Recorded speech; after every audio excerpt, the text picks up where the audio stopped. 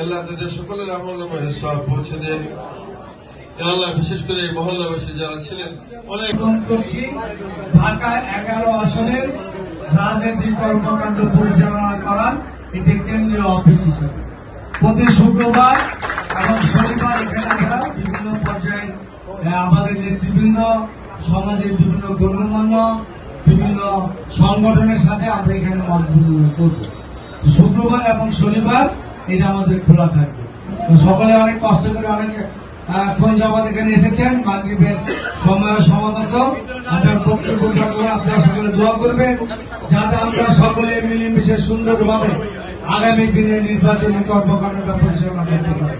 নিজেদের মধ্যে ভেদাভেদ, বৈষম্য, একে অন্যকে পছন্দ করে এই জিনিসটা আমরা আগামী 5টা মাস ঘুরে থাকবো, মিলেমিশে সুন্দরভাবে আমরা কাজ করব।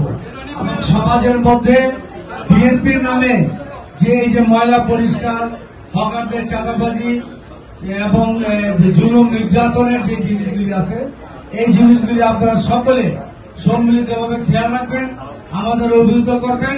আমরা ইতিমধ্যে সংগঠনের পক্ষ থেকে আমরা সিদ্ধান্ত নিয়েছি ময়লা কর্মকাণ্ডের সাথে যারা জড়িত তারা যাতে যথাযথভাবে ময়লা পরিষ্কার করে এবং বাড়তি যে চাঁদাটা নেয় সেটা আগামী মাস থেকে আমরা বন্ধ করে দেবো।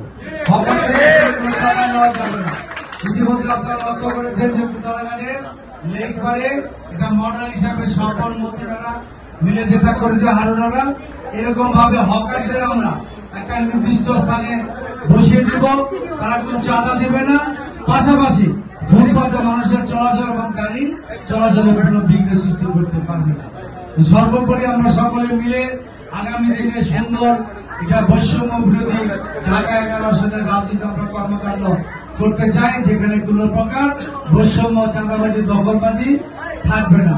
ইনশাআল্লাহ আপনারা সহযোগিতা করবেন, আমরা সর্বাত্মকভাবে খেয়াল রাখবো।